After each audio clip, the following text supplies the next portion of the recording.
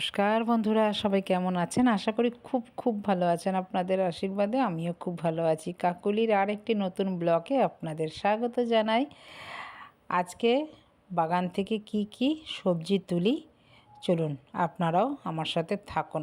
বাজার থেকে অনেক সবজি এনেছে, তো গাছের সবজিগুলো তো সব নষ্ট হয়ে যাবে। মুষলধারা বৃষ্টি হচ্ছে দুদিন ধরে। এই দুদিনে গাছের গোড়া পচে আর একটাও সবজি পাবো না। তো এখন বাজারও তো নিয়ে এসছি অনেকগুলো। এই বাজারগুলো গুছিয়ে একবারে রেখে দেব, রেখে তারপরে সবজি তুলে কি কি রান্না করি পুরো ভিডিওটা আপনারা দেখতে থাকুন। চলুন, আমার কিন্তু কাটাকুটি সব হয়ে গেছে। এইভাবে কেটে রান্না করলে রান্না খুব তাড়াতাড়ি হয়। চলে আসুন, দেখুন এখানে একটা এত বড় ঝিঙা পেয়েছি। এই ঝিঙেটা যদি না তুলে রাখি, ঝিঙেটা বুড়ো হয়ে যাবে। আর এখানে অনেক পালং শাক। এই পালং শাকগুলো বৃষ্টির মধ্যে জল পেয়ে পুরো পচে যাবে। পচে গেলে পালং শাকের আর ভাল লাগবে না খেতে। এখানে দুটো ভেন্ডিও আবার হয়েছে। ভেন্ডিও বুড়ো হয়ে যাবে না তুলতে পারলে। নয় নয় করে এত দিনে প্রায় 25 থেকে 30 খানা ভেন্ডি আমি তোলা হয়ে গেছে আমার। আর ঝিঙাও প্রায় এটা নিয়ে 7খানা ঝিঙা তুললাম। প্রত্যেকবারই একটা বা দুটো করে ঝিঙা হয়, একবারে তো হয় না। আপনারা তো জানেন ছাদ বাগানে আর তো অনেক ঝিঙে হবে না।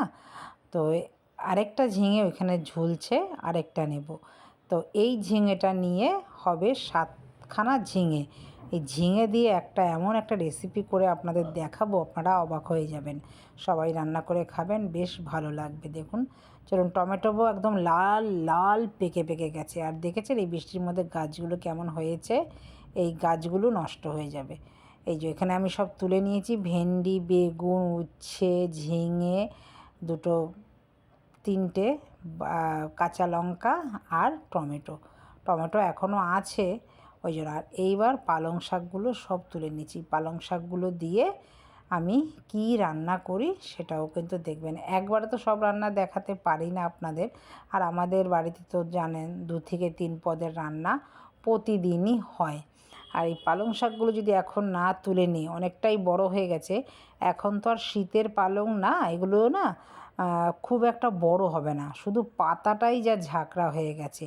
আর এটা শীষ পালংও হবে না। চলুন, তোলা হয়ে গেছে। দেখুন, এক গোচ্ছা পালং, নিজের হাতে চাষ করা পালং শাক। তো সব গুছিয়ে এগুলো এখন রেখে দেব।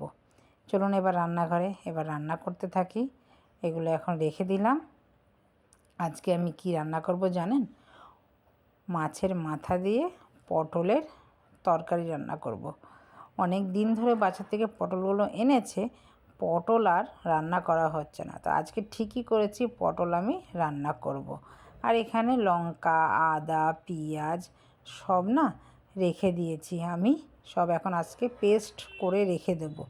আর এখানে মাথা দিয়ে ডাল বানিয়ে নিলাম। মসুর ডালই আমি বানাই মাথা দিয়ে। বাড়িতে এসছে লোক, এই করতে করতে এখন প্রায় বেজে গেছে 12:30। দাদা এসেছে, এসে বলছে চা খাবো। 12:30টার সময় আবার আমি চা বসালাম। দাদা যখন খাবে আমাকেও তো খেতে হবে। আমারও তো চা যখন খুশি তখনই খেয়ে নিই, যখনই সুযোগ পাই তখনই আমি চা খেয়ে নিই। চা খেয়ে নিয়ে এবার এসছি রান্না। আপনারা কে কে খান সেই বুঝে কমেন্ট করে আমাকে বলবেন।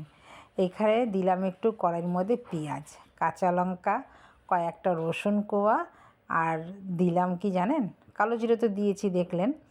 দিয়েছি পটলের খোসা, আলুর খোসা। কে কে খান এরকম দিয়ে একটু ভালো করে সওতা করে দিচ্ছি।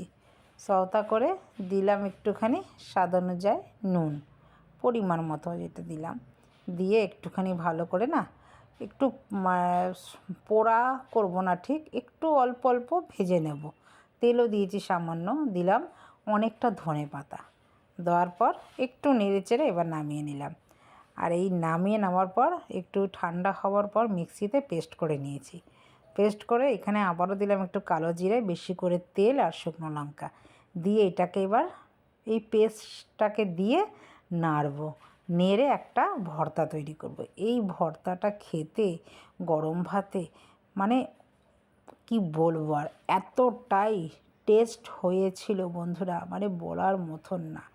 আপনারা যতক্ষণ না বানিয়ে খাবেন ততক্ষণ এর টেস্ট কিন্তু বুঝতে পারবেন না।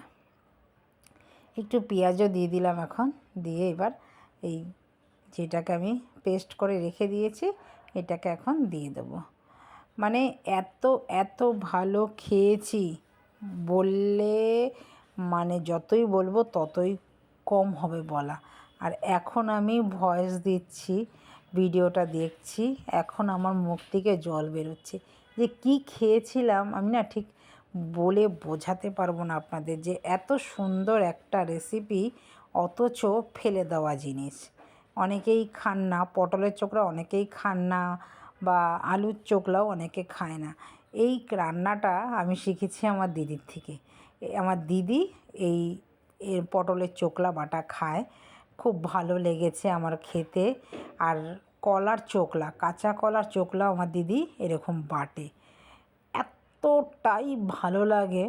হয়তো দিদির মতন আজকে বানাতে পারবো না বা হবেও না, সেটা যখন দিদির হাতে খেয়েছিলাম তখন একটা মনে হচ্ছিল একটা অমৃত খেলাম। তো আমি আগে কোনো দিন খাইনি, আমার মা কোনো দিন এই পটল চোখলা এইসব বানাতো না, খেতামও না, কোনো দিন খাইনি। দিদি প্রথম খাইয়েছিল, দিদির বাড়ি যখন গিয়েছিলাম তখনই থেকে মুখে লেগে রয়েছে।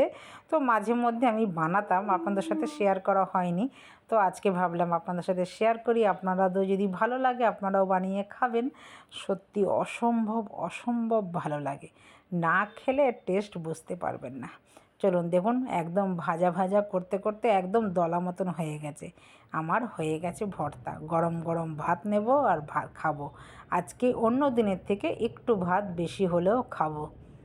চলুন ভিডিওটাও আমি এখানে রাখছি, দেখা হচ্ছে আবার নতুন একটি ব্লগে। সবাই ভালো থাকবেন, সুস্থ থাকবেন। ভিডিওটা যদি কোথাও ভালো লেগে থাকে লাইক কমেন্ট শেয়ার করে চ্যানেলটিকে সাবস্ক্রাইব করে পাশে থাকার অনুরোধ রইল। দেখা হচ্ছে আবার নতুন একটি ব্লগে নতুন কিছু নিয়ে। নমস্কার, টাটা।